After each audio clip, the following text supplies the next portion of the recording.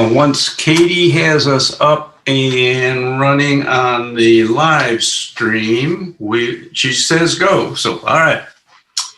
Welcome to the Unitarian Universalist Church of Tullahoma. So, welcome to all of you on Zoom, to those of you on the live stream, and those of you who are watching this service on a recording. Happy 4th of July. 245 years ago, our forefathers started the great experiment of democracy. At the time, it was quite a radical concept. That experiment is still ongoing today, and we are all participating in it. So for our readings, we'll get to the opening reading in a minute. All of them have come from the UU website, and they have a theme of independence and of hope. So the opening reading, Spirit of life and love, I come before you, black and brown and red and yellow and white. I come longing for the simpler days that truly never were our lot. I am an American. Hear these voices as in the complexity of our days. I am humanist and Christian, Muslim and Jew, pagan and atheist, and Buddhist and UU. I am an American. I am one who fought for my country. I am at the same time one who protested war. I am an American. In this polarized season, I am Democrat and I am Republican. I am libertarian and I am independent. I am green and I'm confused. I am an American. Spirit of hope, sit with us in our diversities. Help us hear one another in our divisions. Grant that, beginning in this community, we may honor one another's truths and know that a just and faithful tomorrow begins here in our hearts. For with all of our problems, with all of our pain, with all of our limitations and mistakes, we are Americans. We now move to the Chalice Lighting.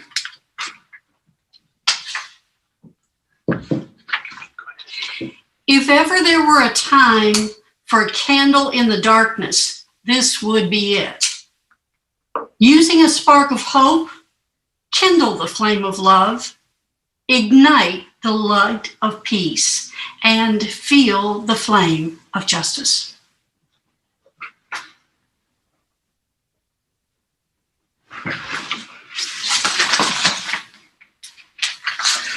So we now move to announcements. And I'll make a couple.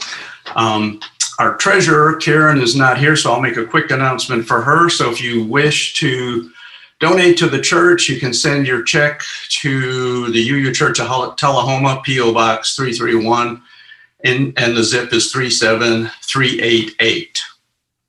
So as your new president, I have a few announcements to make. We're going to have a special board meeting this Wednesday. We've called a special meeting, not wait till our normally scheduled meeting. And the focus will be to develop a strategy to determine when we're ready for in-person service. We've talked about it a lot, but we really haven't made any decisions. So that'll be the focus of the meeting. So I don't know what's going to come out of it, but some of the considerations are, you know, what do we need to do to the building? What preparations physically need to be done? What kind of safety precautions do we need for the congregation when they're at church? How do we run the hybrid online service? And, you know, kind of also consider the science of COVID and what's the infection rate, kind of monitor that as we go forward. The other thing I'm doing one-on-one discussions with each of the board members to help me get a handle on what's been happening, what they want, how things are going for them. So I just asked them 3 questions. What do you want the board to accomplish this year? What's the board doing well? And are there any areas for improvement within the board and how it functions? So this has been very helpful for me. I really appreciate all of you who have done this, contributed. And I'd say the board is really focused on the greater good for the congregation and the church, from what I've heard so far. So that is it for me. Other announcements? Any announcements? Ashley, yes. Yes. I forgot to mention this. I have started my own business, and I became a travel agent last year. I did a lot better than I thought I would be at it. And so it's just grown and grown, and now I'm venturing off on my own. So I'm really happy about that. I wanted to share that with y'all because I'm really proud of that. So that's my happy announcement. Thank you. Yes, Rick. I don't think Tom's going to mention it, so we're continuing our Thursday night discussions around TED Talks, and the variety's been fun, and so's a get-together starting at 7 o'clock, and we welcome any and all, so y'all come. Thank you. Other announcements? Yes, Carrie. You're muted. Thank you. Next Sunday, our speaker will be our own Costa Bryce, and she will be speaking about immigration and acclimation. Great. Thank you, Costa. Yeah. All right. Thanks, Carrie. Yeah, Carrie, thanks for all the work you're doing and coming up with these great speakers. You're doing Some great. of them are real easy. Those are the best ones. All right, other announcements. I'll make another one on behalf of Ricky Cruz, who's not here. The continued therapeutic writing starting at, I think it's starting at 6 o'clock now. On Tuesdays will continue for a few more weeks, and again, welcome to anyone. There's not a lot of preparation. It's done on the fly, and it only lasts about an hour. So y'all come. It's really been interesting and very useful. Thank you. Thanks, Rick. Anything else? Tom is waving in the background. Waving in the background, yes. Ricky's writing group is going to be over in a few weeks, I think. I'm not quite sure when. I think it's quite helpful. I've been asked by several people if we're going to start the Not Yet Dead Poets group again. And I need some feedback. If folks would like to have like maybe once a month, or got somebody at the door. But anyway, okay, Benny. Anyway, if you're interested, give me a call, please. Okay. Thank you, Tom. All right. Anything else? No. All right. So then we move on to our announcements. Responsive reading. So Cass and I will read that. And the title is Daring for Peace. As we are confronted by chaos, may we have the wisdom to believe in peace. Surrounded by voices of disagreement, may we have the audacity to speak for peace. And lured by the seduction, may we have the courage to maintain a vision of possibility and peace. So now we move on to our speaker. So Rupa Blackwell is our speaker. She is a council person here in the city of Tullahoma, and I believe her title is Embracing and Celebrating Our Differences. If it's different, Rupa, you set us straight right now. It's all yours. It may be a little different. You know, it's interesting whenever I start to think about what I'm going to say or put something together. It feels like it evolves. So it is similar to that. One of the things I'll say is that pretty much everything y'all have said today touches on something that I'm going to be talking about.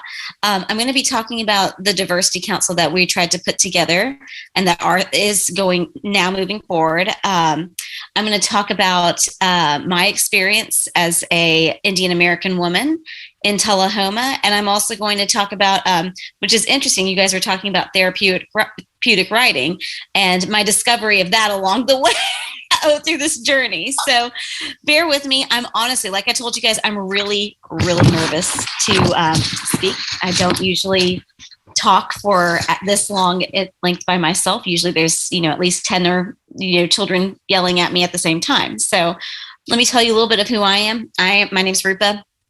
I am an alderman here in the city of Tullahoma, but that's not really who I am. I am a nonprofit fundraiser and event producer in my real life.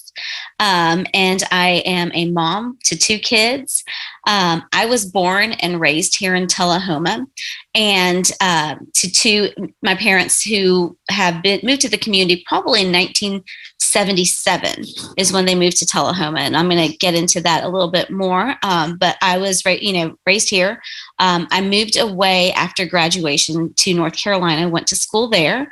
I left North Carolina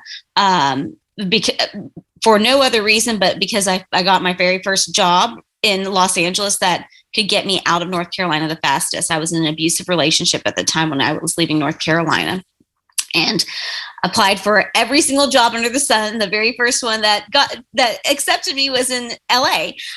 So I moved to Los Angeles, and during that time I started working for nonprofits, producing fundraising events for them. Honestly, fell into a career I never expected to fall into.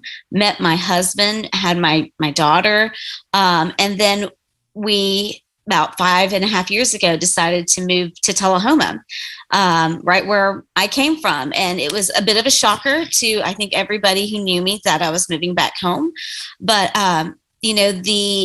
my experiences through my time in Los Angeles showed me that I was ready to come back to my community, to be a part of it, and to raise my children in what I love here. So I'm going to share with you guys. So when I ran for office a couple years back, I talked to a lot of people in the community about what they cared about, what was important to them, et cetera. But I noticed that, I heard from the same people over and over again. And we'll see that, we all hear that, right? You hear from the same people who want to talk to you about whatever. So around the time when George Floyd was murdered, I heard from different members of the community for the first time. I was reached out to by a minister, a leader, faith leader in our community, who was like, well, what can we do to help our Black community? And I was reached out to by activists who were like, what can we do to support our communities of color and our other underrepresented communities? And my question for all of them was, well, have you asked anyone in those communities? And so they're like, well, no. I was like, well, let me reach out to people. So, as I started to talk more and more with, different underrepresented communities in our town, I realized that they were all asking me the same questions and had similar ideas, where they essentially felt like no one was listening to them, and that they wanted someone to talk to. So in talking with them and in other leaders within the community, with Pastor Torbert, Stephen Hovatter, there are people who were saying, hey, we see a need. We see a want to build a bridge to our city government, to our city leaders, and to, advocate for the needs of our community. And it's not just advocate, but also to educate and to talk.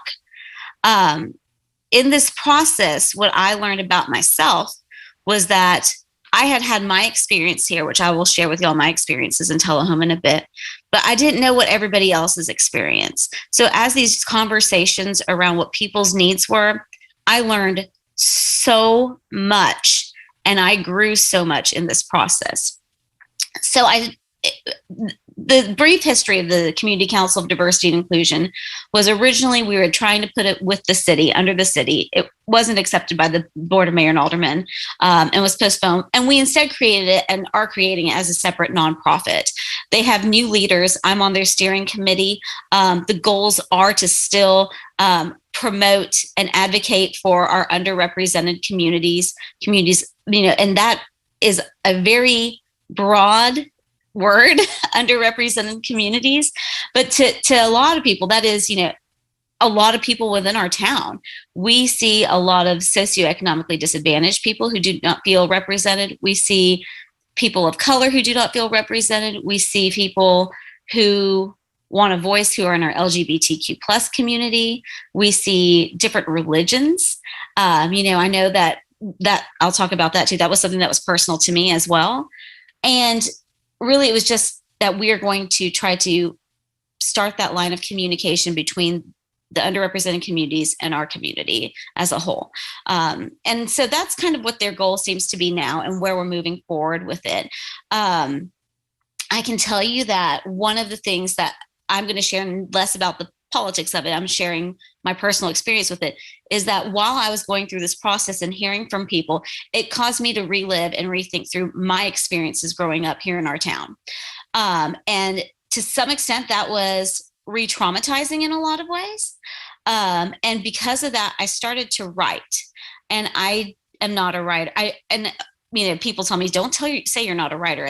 Who defines what a writer is? But to me, I never saw myself as somebody who was a writer. I have a chemistry degree. I have a history degree, but I wasn't really, it wasn't what spoke to me as much. I enjoyed it. It was fun. But in terms of writing, it's not something I'd ever done. And I wasn't really comfortable doing it.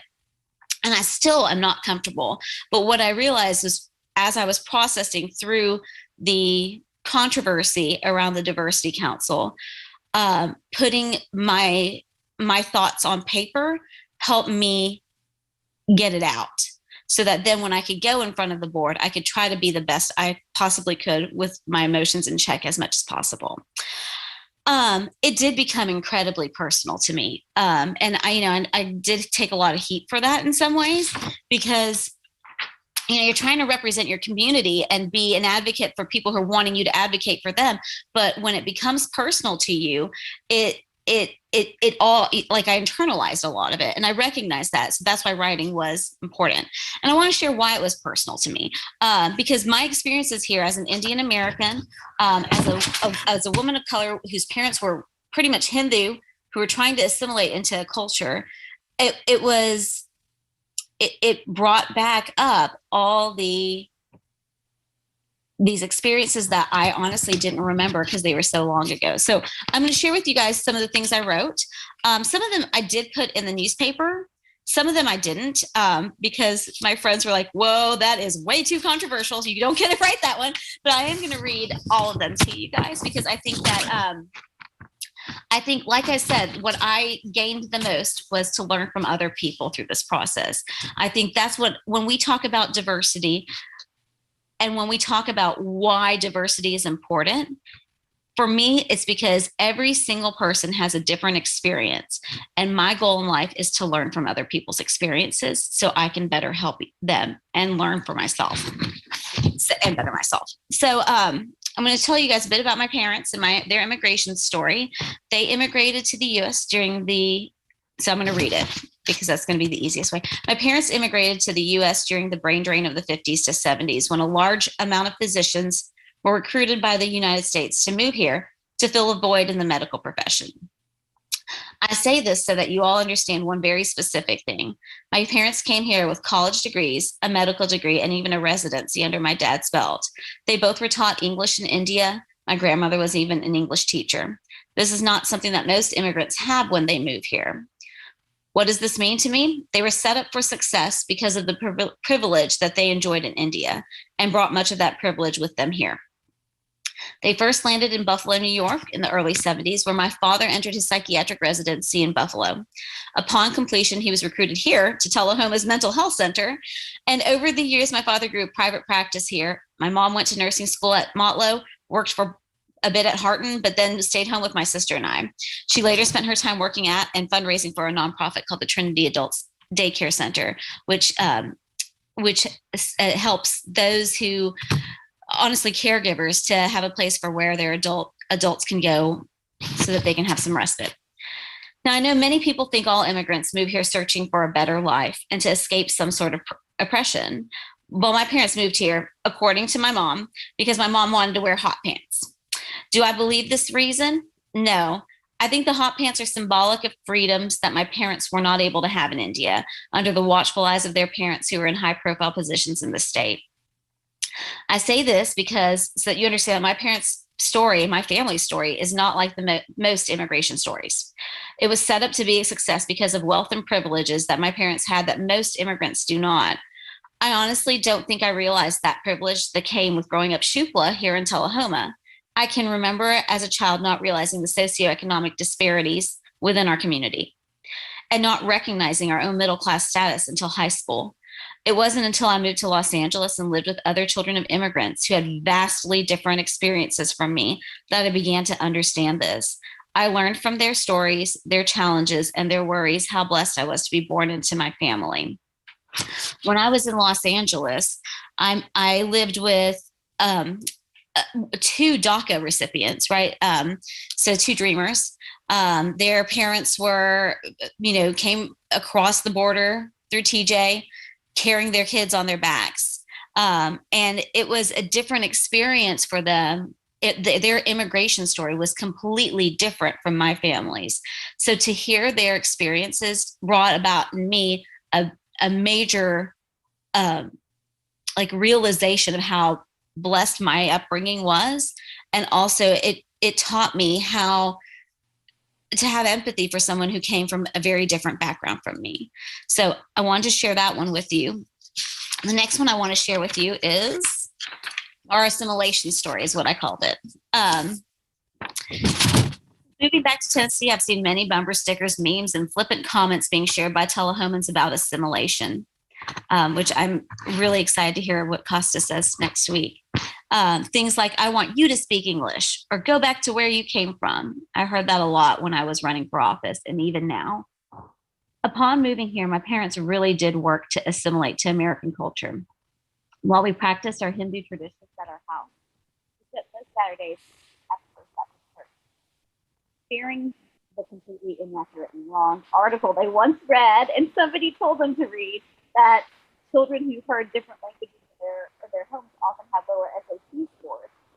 Obviously, my parents were like, you have to get a high. Hey, Rupa, you lost your volume. Oh, how's this? Yeah, much. I totally put this. So fearing, okay, let's start. Where did you lose me?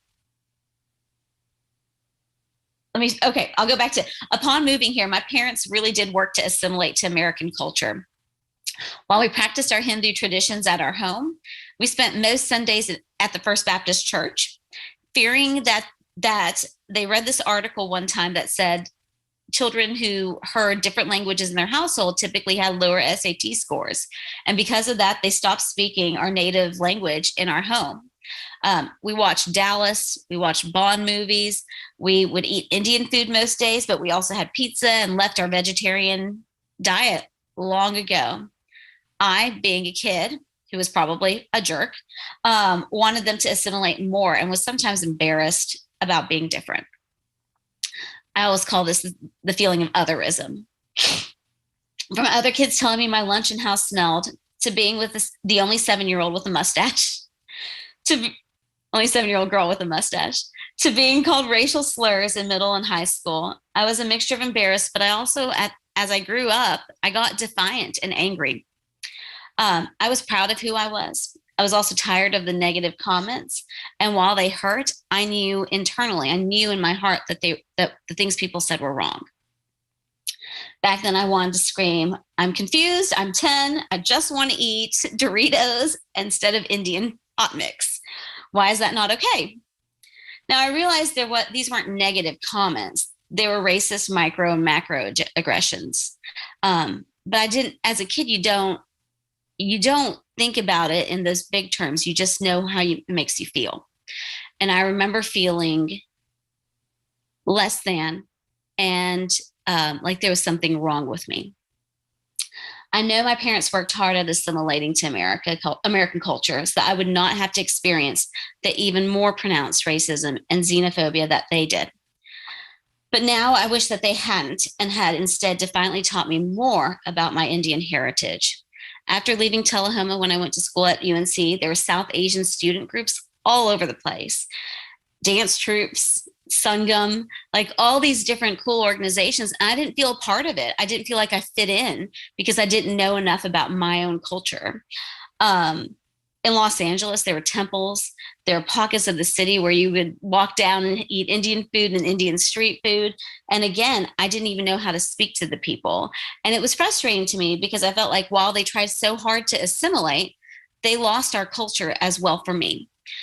So moving back to Tullahoma in some ways allowed me to try to learn about my Indian culture by spending more time with my parents because they were here at that time. Now they left, which is fine.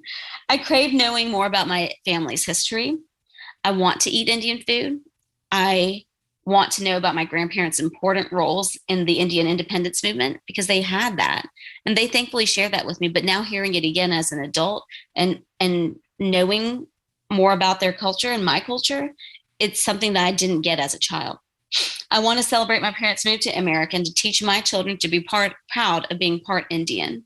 I'm trying to learn now at 40 what I wish I had learned at 2, 10, and 18. My parents did the best they could in a culture and time that was not welcoming. So I don't want this to sound as a critique of them because they literally were just trying to swim in a culture that didn't accept them fully.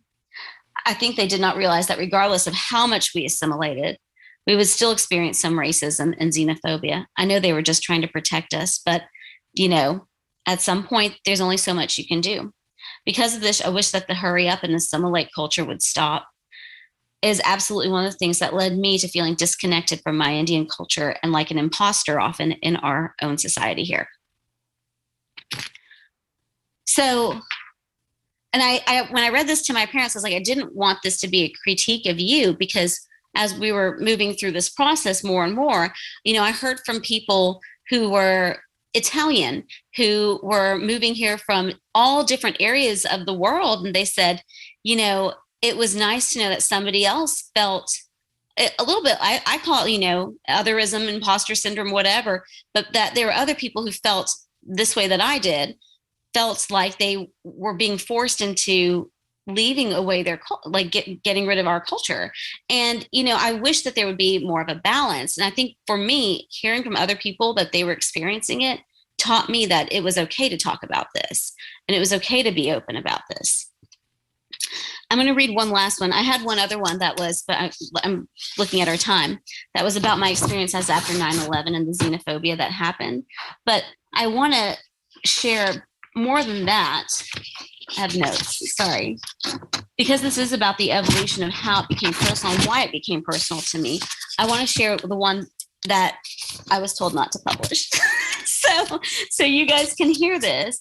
And because we are in a church right now, right? We're in a service. And I think that this is important because this specific part, my family and religion has played a role in my development, is something that to me is still continuing to evolve and is something that I'm still trying to figure out. Assimilation in the church. I loved going to church as a kid. I've always been a history buff and an avid reader, not a good writer. I love singing, especially Christmas songs. I love spending time with friends, serving my community, and searching for hope and love. I love the warmth of candles and velvet. I love feeling like being a part of something bigger. And let me tell you, Dr. Porch, my pastor as a child, made sure you felt like you were a part of something amazing. I'm sure you can see why that made me love going to church when I was a child. My last entry talked about assimilation, though, and how while we went to church, my family still celebrated, this part that I didn't read, we still celebrated Hindu holidays and took part in certain Hindu traditions, from doing pujas to celebrating weddings. Indian weddings are the best. If you've never been to one, they are amazing. And moving into a new house to lighting a diva and praying over it when a friend or neighbor passed away. Who to and how my parents were praying in those moments, I'm not sure. But here I was praying like every other Baptist in my head, but to these very Hindu traditions. Let's just say it was unique and confusing. I'll never forget the day where I decided I was not going back to my childhood church. I think I was 17. I was still in high school. My sister was home from college, and it was Christmas time. All the makings of a perfect Sunday in church. My grandparents were with us. My grandmother in her sari and her chandlo, her bindi, and my grandfather bundled up with many scarves because Tennessee is super cold to you if you lived in India most of your life. And I looked up at the new pastor of my church. Right at that moment, I heard him speak authoritatively, condemning anyone who did not believe Christ was their savior to hell. I looked back at my grandparents, amazing people, for goodness sakes. He was a Gandhiji. My grandfather was a Gandhiji. He was a major player in the independence of Indian independence. He was fantastic. And then I looked at my parents, and man, I was angry at them in that moment for putting all of us in this situation. And I realized I was heartbroken. But that was me at 17, not the me I am now. Since then, I realized that my anger with my parents was misplaced. They were doing the best to blend into a town where we often did not. Over the years, I tried many different churches and discovered that in some you can actually drink wine at church. But to this day, I haven't truly felt accepted and valued in any of those ones yet. And I've tried a lot of them, but that's okay because I can still continue to search for one that fits. But regardless of finding a church, I still love and need my relationship with God, and I knew that. So while I may not have a church family at that time, each night I prayed privately to my God, a loving God who I know accepts people of all faiths and no faiths, a God who gave us Christ, Brahma, Vishnu, and Shiva, a God that is cool with Judaism and Jainism, a God who wants us to treat each other as he or she, I've never read this in front of people, as he or she treats us with love, grace, and respect. So when I pray at night, that's who I'm praying to, as I pray for each of us to learn to love and celebrate our differences, whether they be theological, cultural, political, or even as simple as what types of food we enjoy. I pray not for tolerance, but for acceptance and for healing, and most importantly, for every one of your health and happiness. So that one clearly is something I need to write more about so I can work it through a little longer.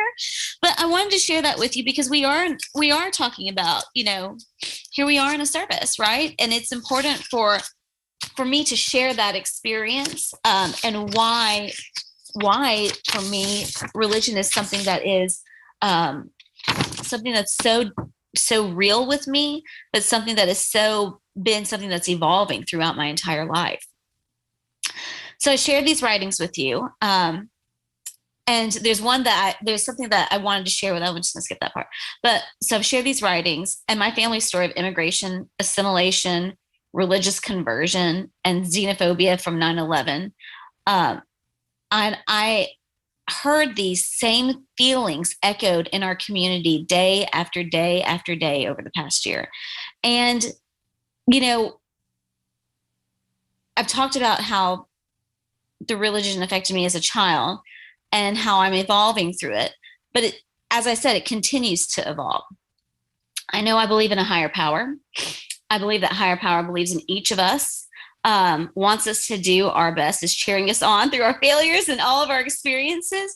But for me, what I took away from that last writing is that my higher power is telling me I have a duty to take my experiences that I've had and use them for good, for equity, for justice, for kindness, for progress, to help others.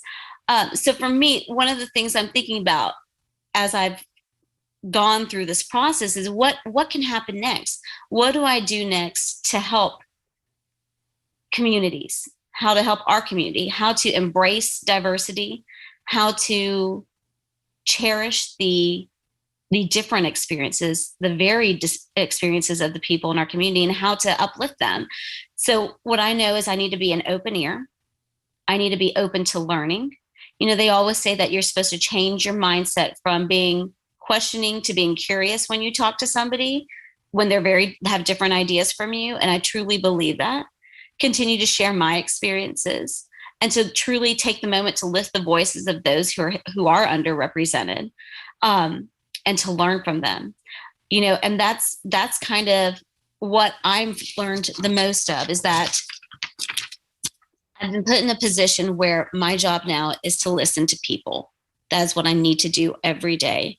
And because of that, I need to listen to learn, not just listen to hear, not listen to respond, but listen to learn from them. And as I'm doing that and challenge myself to do that, my life is getting more and more rich from their stories and from their experiences and from each person's experience. So that's kind of what I wanted to share with you. The Community Council of Diversity and Inclusion is still moving forward. They have their own new leaders now. I'm on their steering committee.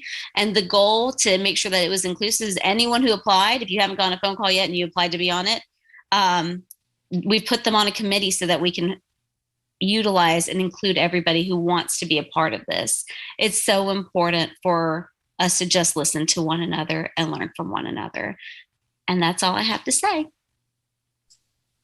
Thank you very much. That was very good. Really appreciate it, Rupa.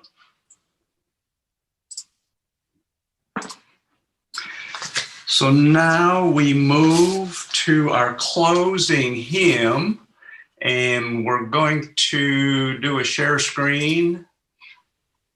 And I would like to explain just a second that while you listen to this in your own mind, will you sing along? I finally found a nice sing along with our regular hymn that we do. And this is brought to us by the UU folks at Los Alamos, New Mexico.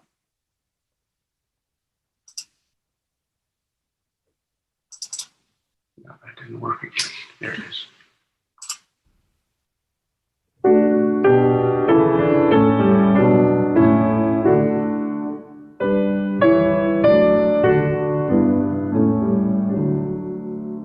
As we leave this friendly place, love give light to every face.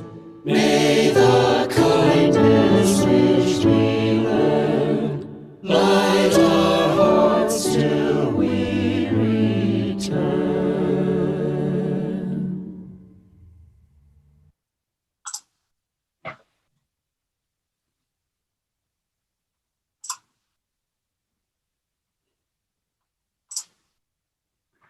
All right, folks, it is 10:52, so we'll take a 10-minute break. 2 minutes after 11, we will be back for Talkback. Thank you again, Rupa. Very good.